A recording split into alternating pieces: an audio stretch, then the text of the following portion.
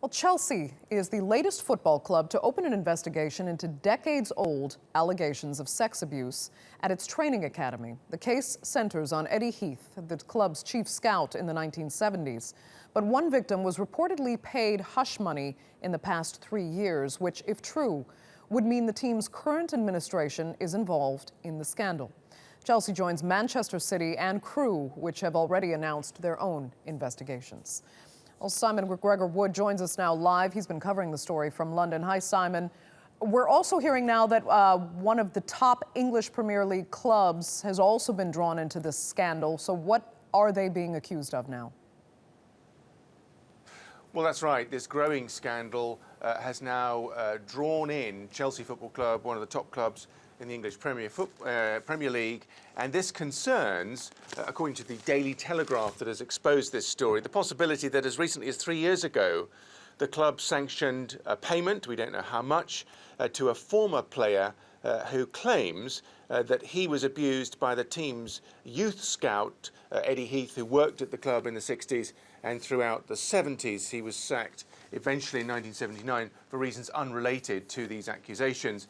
It's a significant development in this story because it suggests that at least one club was willing to try and cover up allegations of sexual abuse within their structure, and of course that's a very significant accusation should it be true. The Chelsea Football Club have apparently produced a statement in which they said that they have engaged the services of an external legal company to investigate the whole matter.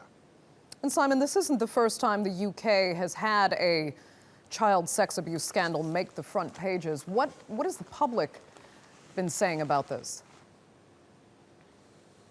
I think there's a division of opinion. I think there is, of course, shock at what appears to be the huge scale of this football abuse scandal. We've got as many as 250 potential victims now coming forward with their own accusations. We've got 8 different regional police forces investigating clubs within their own patch of jurisdiction, if you like.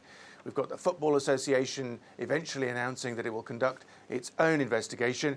So yes, it's a shock because football in this country is such a huge public product, it's such a huge commercial success, and so many young boys want to get into it because of the riches and the fame promised if they become successful. But in a sense, the public is weary with these sorts of allegations because they remember, as you say, previous allegations like those against the BBC personality Jimmy Savile, who apparently conducted decades of child abuse and sexual abuse while operating as a star within the BBC and raising funds for charity and working in hospitals, etc., etc. So you're right, shock, but we've been here before. Okay, Simon McGregor-Wood joining us there live from London. Thanks for that.